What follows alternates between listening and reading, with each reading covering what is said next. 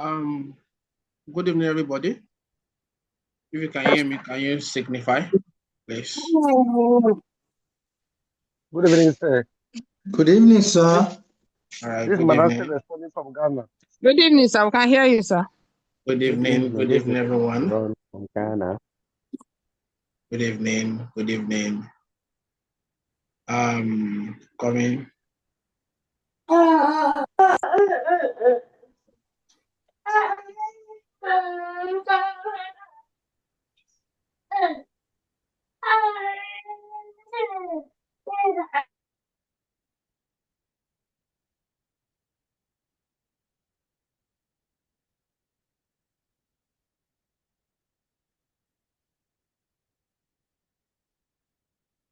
All right, good evening.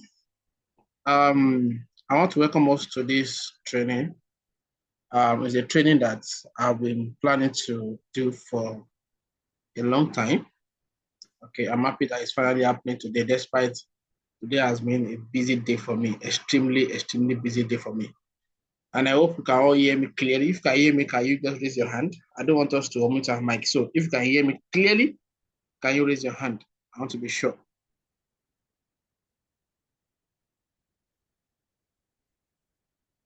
Okay. And I believe that you can all see my face also. All right, that's good. I'm happy for that. I'm happy for that. Okay. So the training ought to just today alone. It ought to be today alone, but based on the schedule I had throughout today, the training will be split into two, today and tomorrow. All right, today and tomorrow. Tonight will just be like a lecture, okay, and tomorrow will be the practical side of the training. I hope everybody here understands what research methodology is. So I won't start defining research methodology, though I'm going to do that. But I just want to be sure that everybody here will understand research, at least. All right, because if you don't understand research, you cannot move to research methodology. Okay, all right. So I will start now. I believe others will be joining us. Okay, and this training is being recorded. So it will be posted on our YouTube channel, and then the link will be sent to the page so that we can access this training later on. This training is brought to us by Grace and Research Institute, and I will start sharing my screen now. Okay.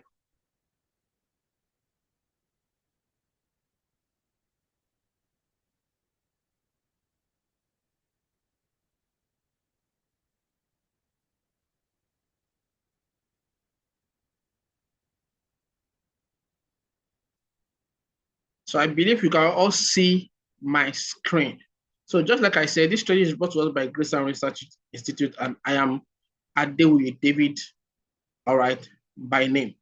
So I want to welcome us again to this amazing training, research methodology. All right, research methodology. So I'll just go straight to the point because we have limited time tonight. I'll just go straight to the point. All right, so let's start.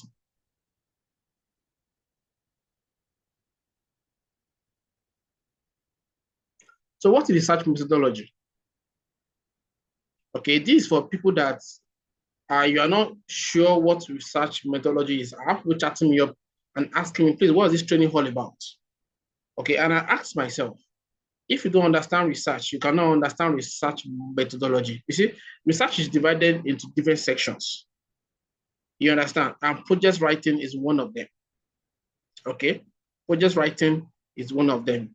And then, okay, let me just say dissertations, thesis. In case some of us don't want to understand projects, dissertation, thesis is one aspect of research. All right, and research methodology cut across them all. Okay, when you're writing your project, there's a place called chapter 3.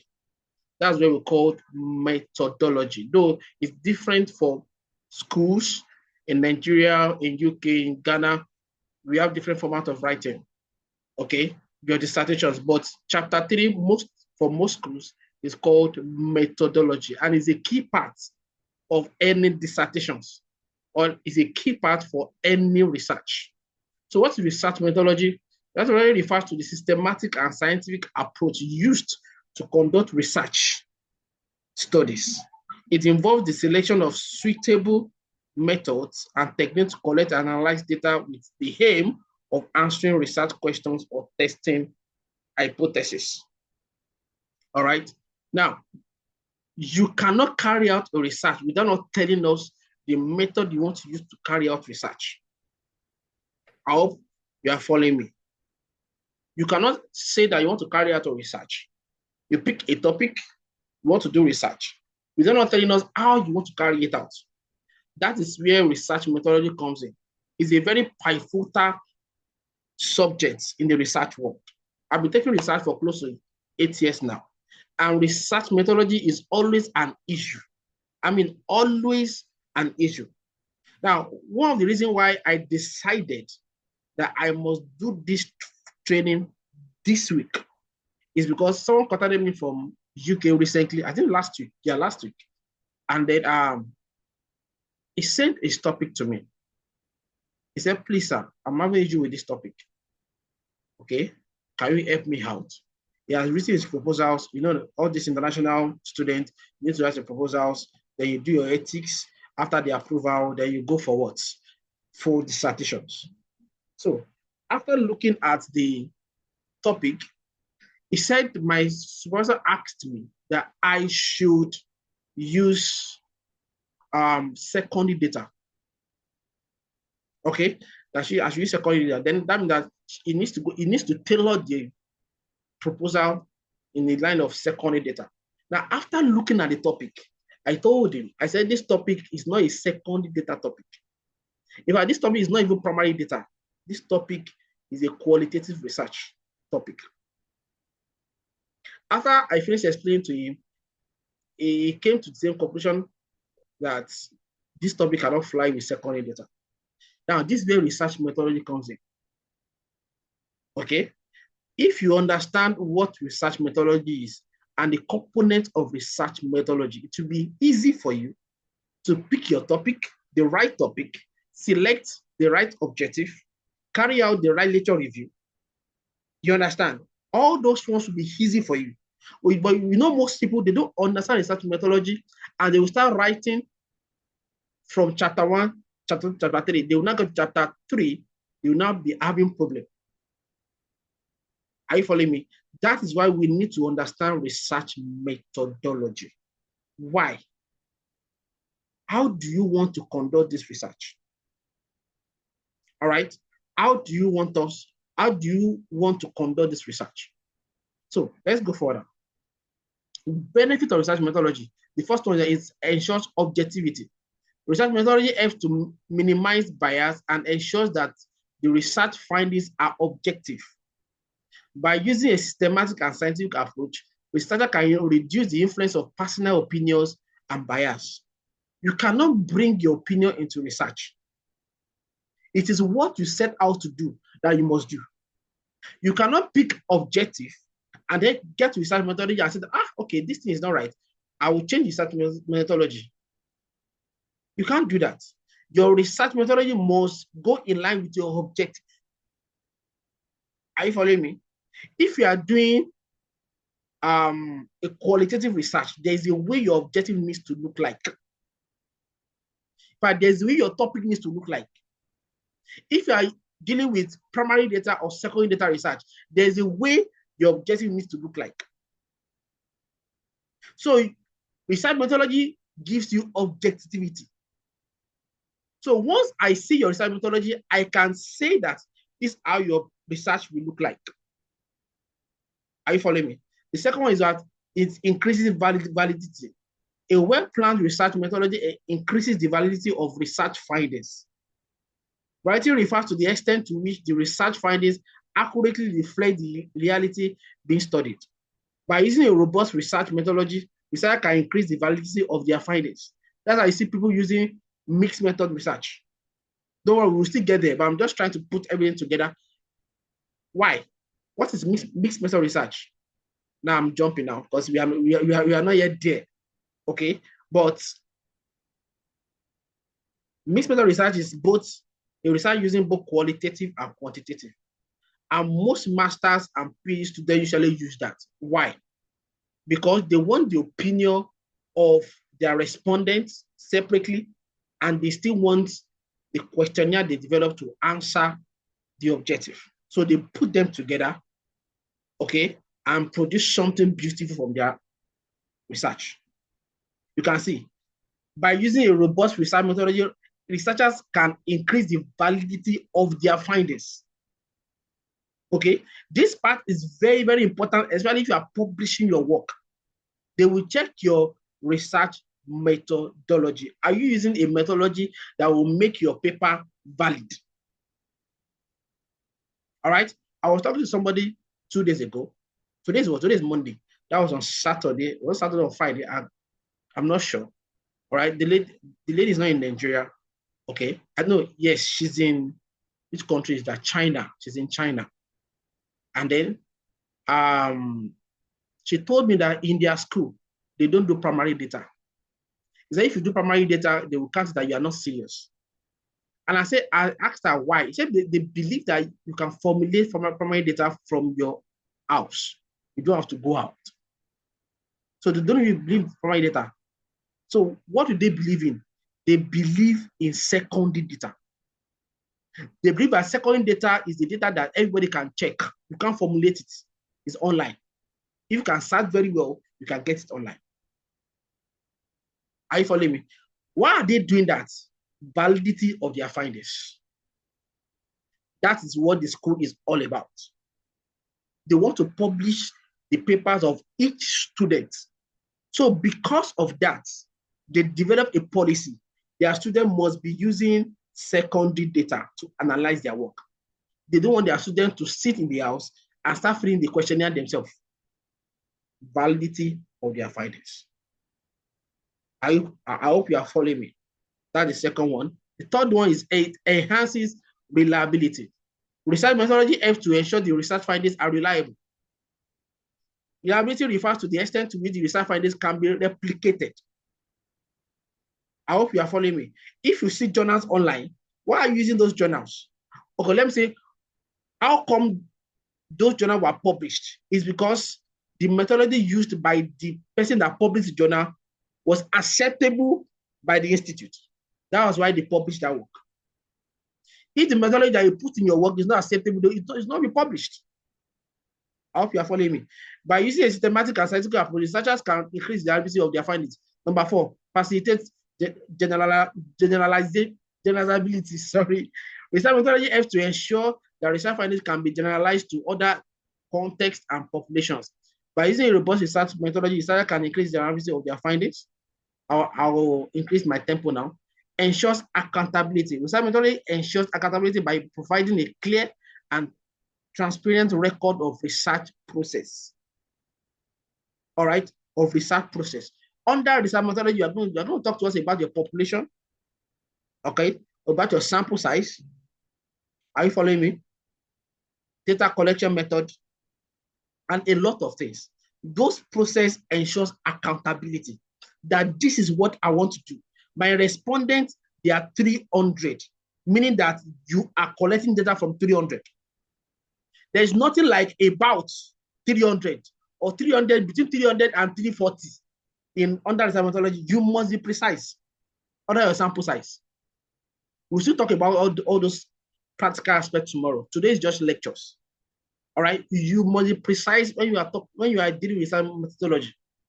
And I was talking to some of my students, I think last month, those who attended my training last month, and I told them, I said, under your research methodology, you must put reference at every key statement. You must put reference at every key statement. If you say that your sample size is this, why? Why are you having this number for sample size? You must justify it. All right, you must do what? You must justify it. If you are using formula, why are you using this formula? Okay, if you are dealing with sampling technique under research methodology, all right, and you picked convenient sampling technique or purposive or multi-stage, why are you picking that particular sampling technique? You must justify everything you are writing under research methodology. It's very, very important. And how do you justify it? You put a reference behind it. All right. There must be a citation.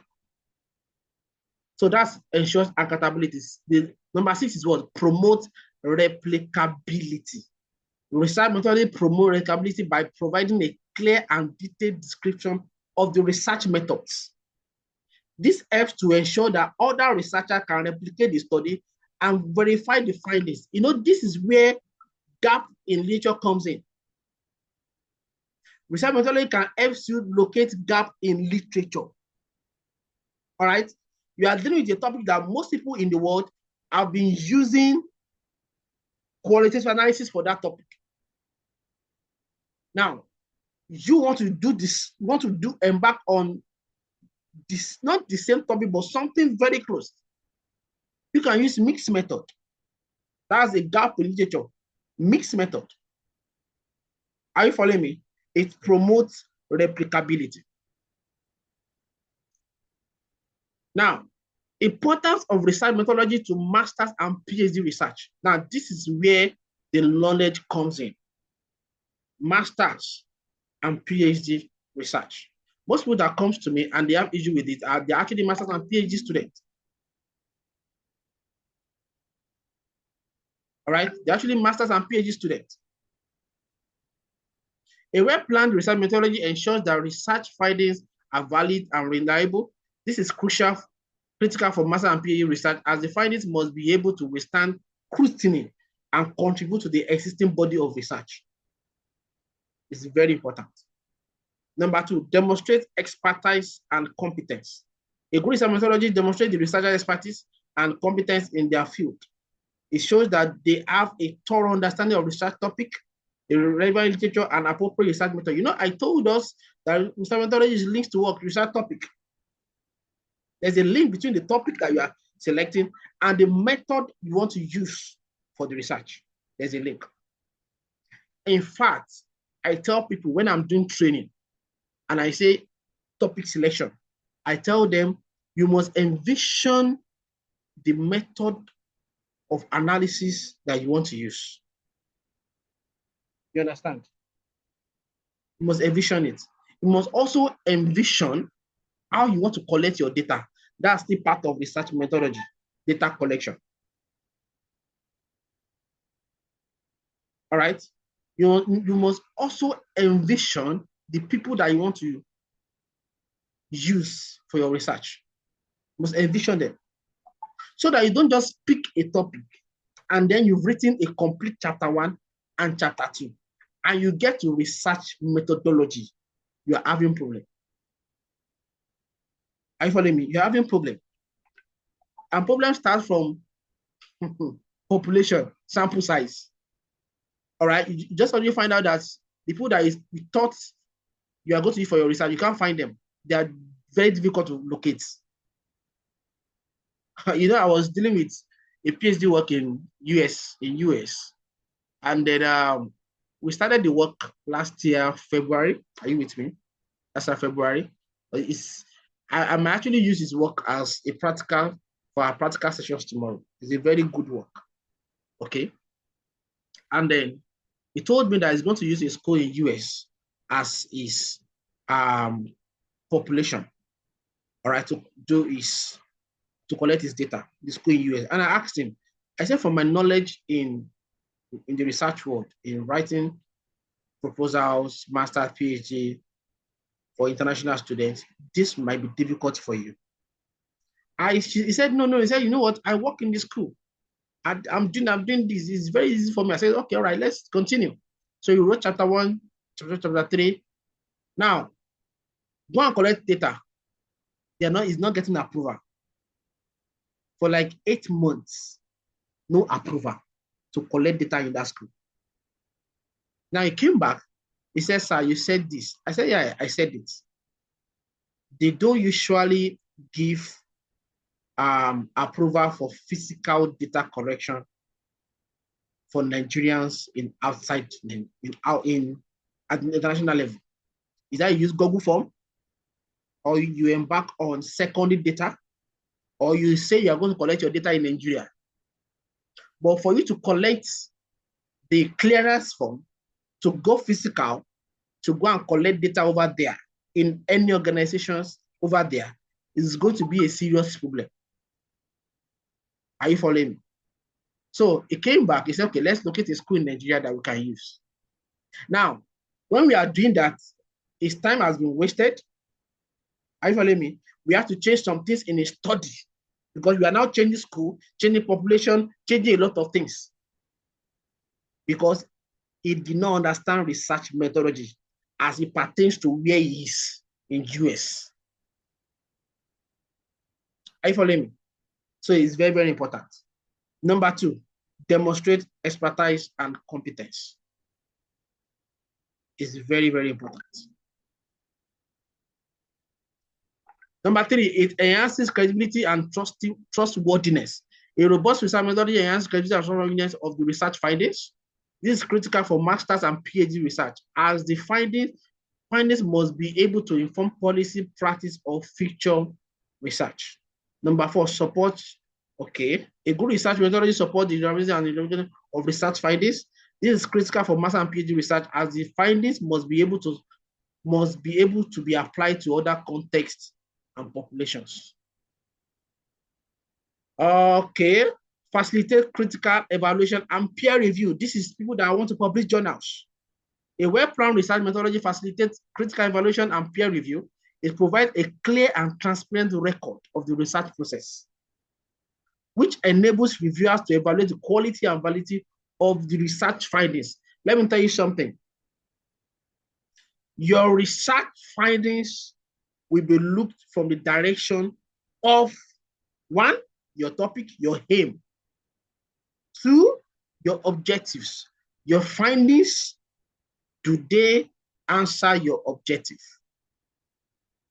Number 3, your methodology. They will look at your findings. Now, this is not just when you want to publish your paper. I help people to write paper to publish. This is not just when you want to publish paper. This is a general thing. Your findings must flow with your what? Methodology. If you say you are doing a qualitative research and your findings in your chapter 4 is looking like quantitative, is a serious problem. Are you following me? If your research is a systematic review research and your chapter 4 is showing something else, is a problem. So the quality and validity of your research findings will be validated by your research methodology. So I hope we are seeing the link now between research methodology, the topic, chapter 1, chapter 2, chapter M. It links with everything. Number 6, ensures ethical conduct and integrity. A good research methodology ensures that research is conducted in an ethical and responsible manner. It demonstrates a commitment to integrity, transparency, and accountability, which is critical for master's and PhD research. Now, this is the reason why most people outside Nigeria, they are asked to do ethics form. You are going to fill your ethics form and put your research methodology, you put it there. How do you want to conduct your research? In fact, 2 days ago, that guy in USA chatted me up and he said, please, sir, they are asking me, how do I protect the data set I'm going to collect? Because at international level, they want to be sure that you can protect your respondent, the people you are using for your survey, that hackers will not get access to that data and use it against people that you selected to participate in the survey. Are you following me? They want to be sure.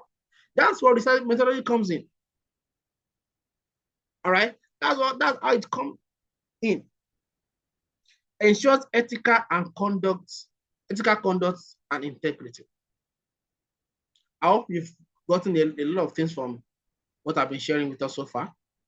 Number 7, contribute to the advancement of knowledge. We know that.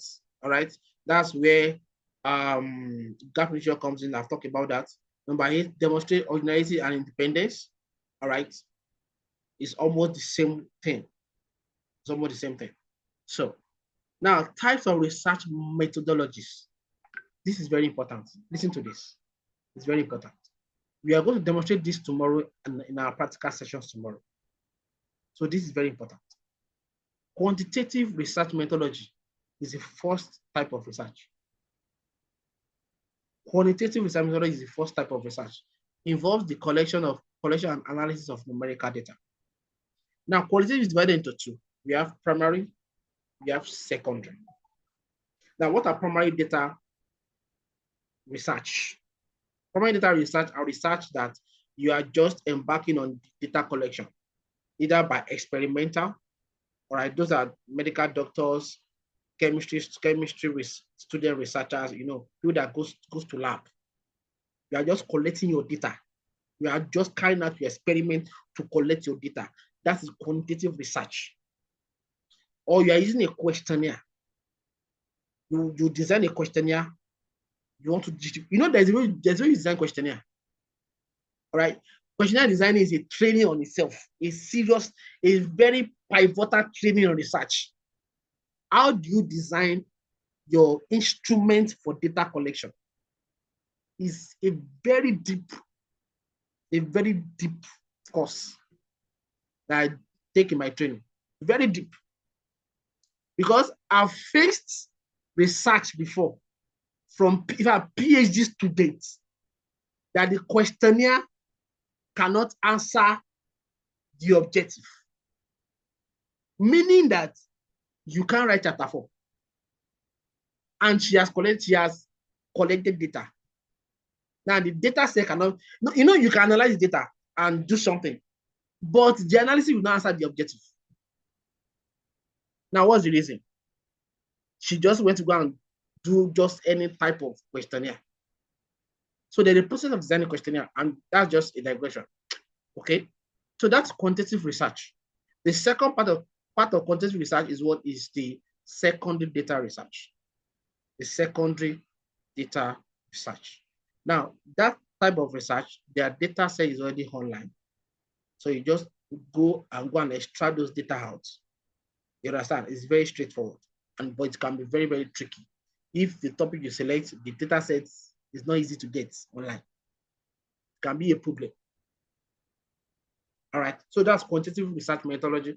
The second one is qualitative research methodology. Involves the collection of analysis of non-numerical data. Those are people that does in-depth interview, focus group. You understand? They are going to interview you, sit you down. There will be a tape in their hand to record what you are saying. Of course, they will have questions written down. The survey questions what you want to do, they are written them down. You understand?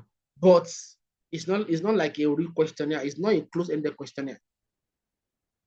It's qualitative research. The third one is what mixed method research. That's when you have both qualitative and quantitative combined in the research work. Most PhD students do that. But you know what? You must know your timeline. If you don't have the time, just do quantitative. Now, if your time is now very, very short, just do quantitative secondary data. I'm telling you, qualitative research is very, very expensive and time consuming. Very expensive and time consuming. All right. But one thing is that you are going to get quality data. Quality data.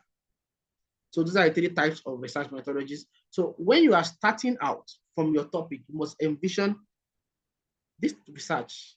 What am I doing here? Am I doing quantitative? Am I doing qualitative? Am I doing mixed method? My timeline is very short. Okay. Since I have a short timeline, what should I do? Let me go for quantitative. Okay, I have a long timeline. I can go for qualitative. But you know what? When you are selecting your topic, also put the concentration of your supervisor in.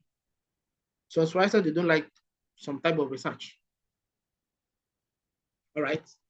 The fact is that you don't determine the topic alone. Your supervisor must approve the topic. You understand? That's why most supervisors will ask their students, go online and go and download 40 journals, 50 journals. In fact, there's one that came to me and said, they also asked him to download 250 journals. I said, wow, 250 journals. Say yes. Download 250 journals on that topic. Then you can now start. So by the time you go online and download a lot of journals, we will have seen how people are conducting research on that topic. It can now inform your own decision in conducting your own research or in picking your own topic. You understand? By the time your sponsor is saying that go and do this type of research, you can see that, sir, I've been seeing journals, so this is what they've been doing. I hope you are following me. So it's very important you understand these three types of research under research methodology. This research will also affect your data analysis. To affect the software you are going to use. Software for quantitative research is different from software for qualitative research. Tomorrow you are going to look at data analysis techniques. Tomorrow we look at data analysis techniques tomorrow. Okay. All right. I think this is the last aspect for today. Please, if you have questions, can you drop it on my... Okay, don't worry. I will take the question. Just note your questions down on the chat box. Send your questions to the chat box so that I can answer them before we round up tonight. Component of research methodology, research design, data collection method, data analysis method, sampling strategy, data interpretation. The thing is this, there are far more than this. I will be showing us tomorrow. This is just 5. All right, sample size is not here. Population is not here. Validity and reliability is not here. Research approach is not here. Research strategy is not here. Are you following me? They're actually more than this. But this is most important. Let me say this is most important. These are the most important parts of the component of research methodology. But I think I should put sample size here too. I think I should put sample size here. So tomorrow is going to be our practical session tomorrow. Okay, and I hope I've blessed us tonight. I've increased your knowledge under research methodology. The major thing is the importance of research methodology, why you need to understand research methodology. Okay, so if you have question now, I will take it. For me.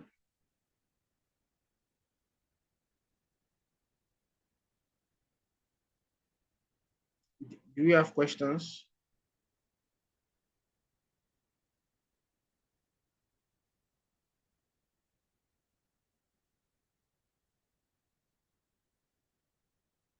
All right, let me unmute us upcoming.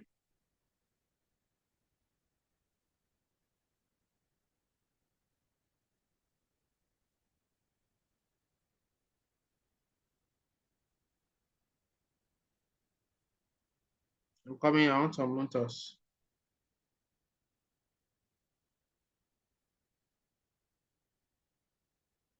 All right, I will call our name one by one. Olokwete Michael. Hello, sir.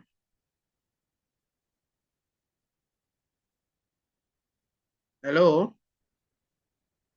All right.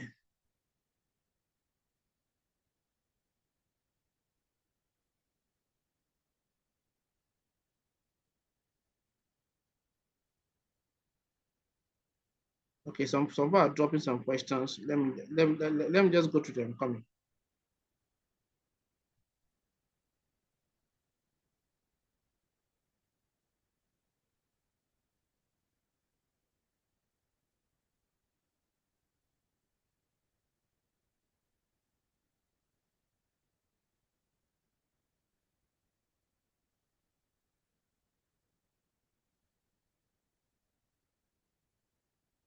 I'm coming.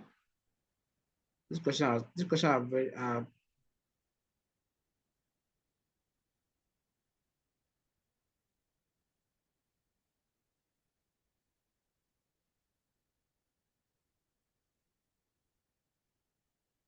okay. You said one method is time consuming. Which of them? How can we protect our data? Okay, I think it's from Awobi Yala MA. All right.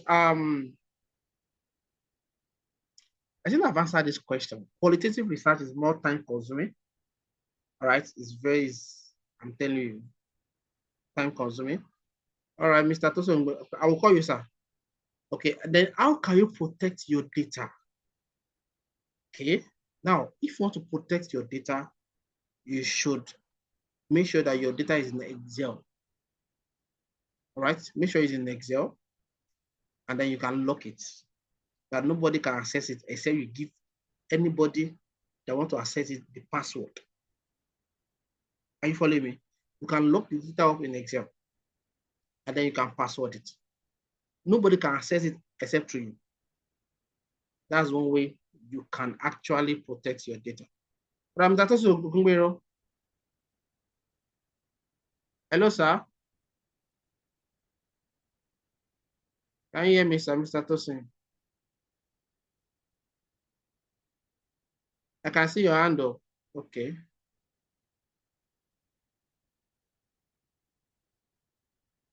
I don't know. Some people are trying to help me to post.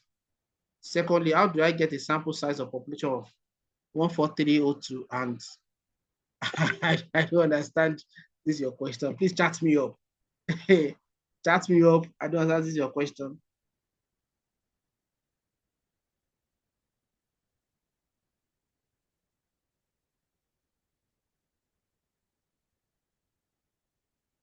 All right.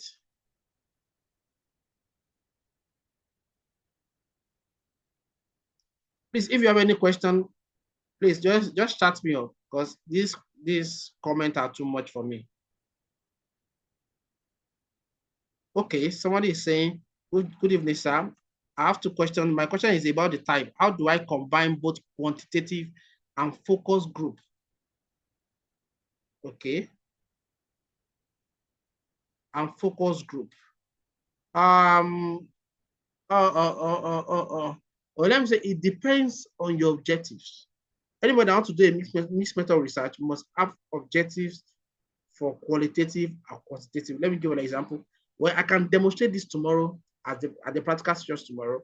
Now, you can have 5 objectives. 5 objectives. Objective 1 and 2 and 3 can deal with quantitative research.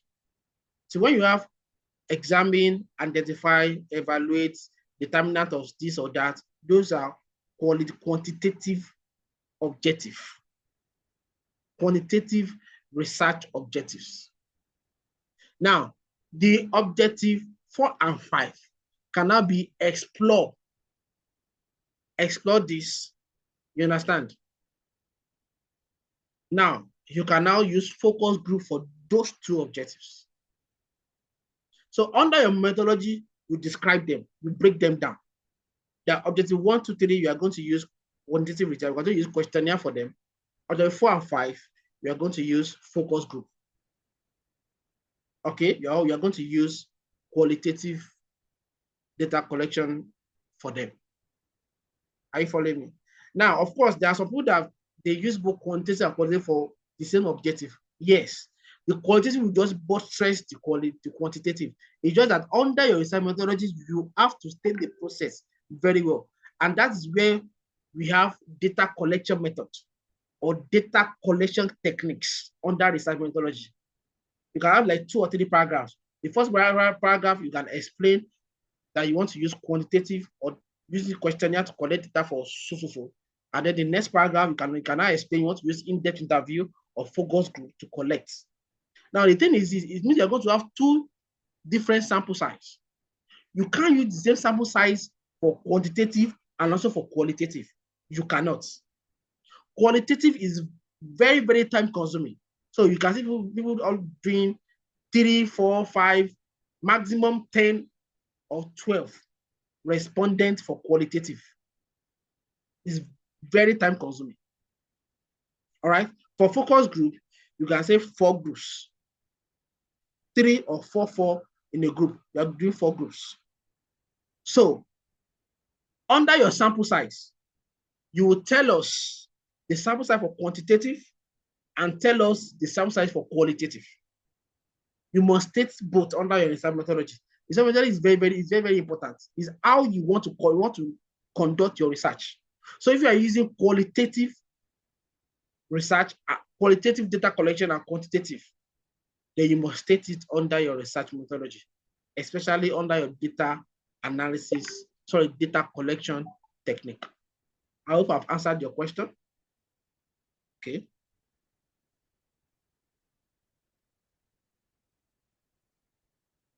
I have a question. Thank you for the presentation.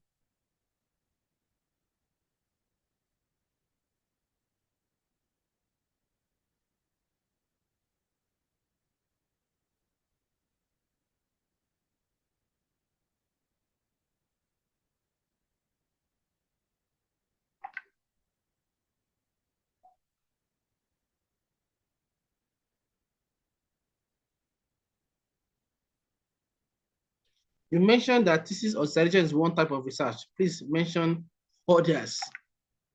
No, I'm not saying one type. I say it's part of research.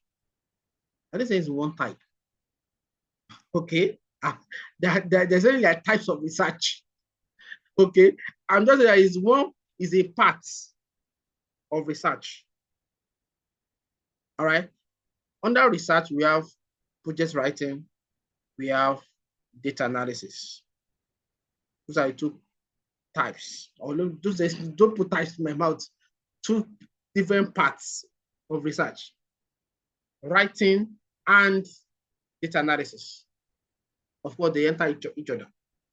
Now, methodology is a key part under both writing and analysis. It bridges the gap between the two.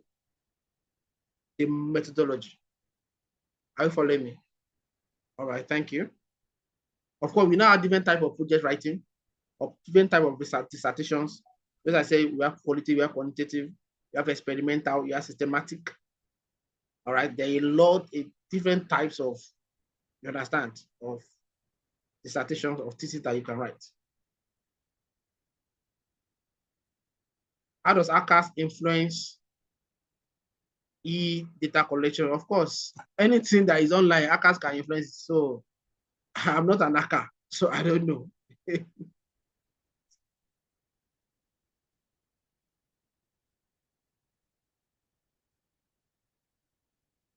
Okay, thank you, everybody. What are the factors to consider when choosing a type of research methodology to carry out your research? I think I've answered this in my course of presentation, so I don't have to answer. Can you make more emphasis on the influence of ACAS? Okay. Collaborate with ethical issues in research. Please chat me up on this, sir. Chat me up on this. I need to get this question right. The network is not strong for my, okay. Tomorrow is the same time tomorrow, please. You mentioned that this is observation is one type of research. I've answered that. Thank you very much. Please, can you make it available yet to be available? How does one balance a situation in which the number of responses gotten from a field are not up to the sample size calculated? That's a problem. That is a problem, but you can actually work around it.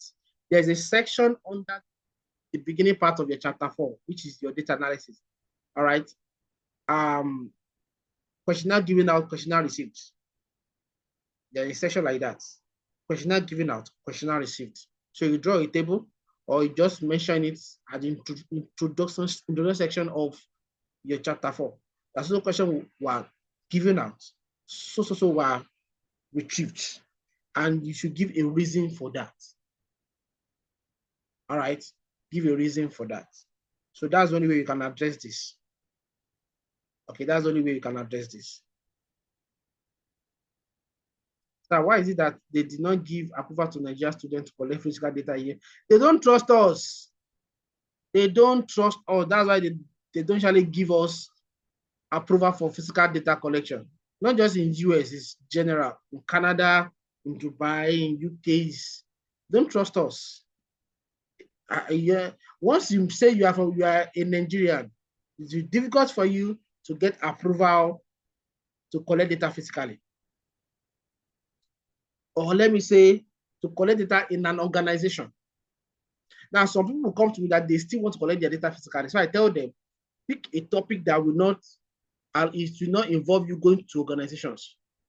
All right, you can pick a topic that you can say the topic can flow with Nigerian immigration students. All right, or immigrants in US, immigrants in UK, or restaurants. The topic can deal with restaurants. You don't need permission for that. You just walk to any restaurant to collect their data. If it's immigrants, just walk up to immigrants in UK, US, anywhere to collect their data. You understand? That's if you still want to have a physical data collection. That if you want your research to be conducted in US or in UK, that you don't want to bring Nigeria in at all in your work, then you must select a topic that the respondent, they must be general public. Like households. All right, households, mean that you can walk up to any house, knock their door, ask them questions. You don't need permission for that. But when you have a topic that deals with institutes, organizations, you understand, you will need approval and they will not give you. They will not give you. What is focus group data collection? I think I've answered this. How do I determine the type of calculation to be used? I will answer this question tomorrow. This is sample size determination. I will answer it tomorrow. So why is it that okay, I've answered that. Time for wonderful moving forward to tomorrow class. Please, my question is, how do I justify a small sample size? The funnest thing is, okay, small sample size, e.g. 50 selected by a qualitative study. That's very simple. Just go and look for a journal on that topic that also is qualitative research. And say, according to this person. Are you following me? Go and look for a study that also use qualitative data collection or the qualitative research for the topic we are dealing with and reference that person. Are you following me? Reference the person. Okay. And another way you can also do this is that just go online, type, how do I justify this online? Type it. Answers will come out for you. But the answer I gave to you is the perfect answer. How does one balance a situation in which the number of responses gotten from the field are not okay? Answer that. I think that is all for now. Thank you, everybody, for our data stored in SPSS not secured. You don't store data in SPSS. And SPSS is the analysis software. You don't store data in SPSS. All right. In fact, that was the time, I just remember that was the time that I had to store the data on my Google. How will I say it now? What was this page under Google? The Google Drive. Google Drive. I stored data on Google Drive and I sent a password to the supervisor in UK. I said, if you want to access this data, this is the password. You don't store data in SPSS. If you store data on SPSS and something happens to your system, the data is gone. Okay.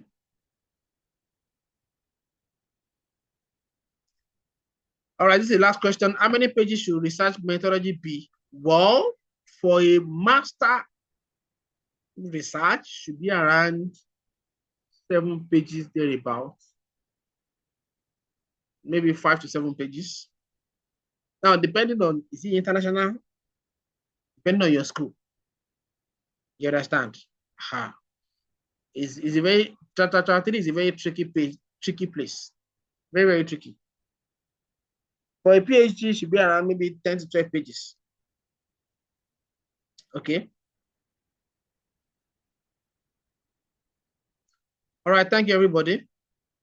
Thank you, everyone. So we'll see tomorrow. The recording will be available tonight or tomorrow morning on our YouTube channel. And I will send the link to the page. Thank you. Good night, everybody. Good night. I want to hear your voice to say good night.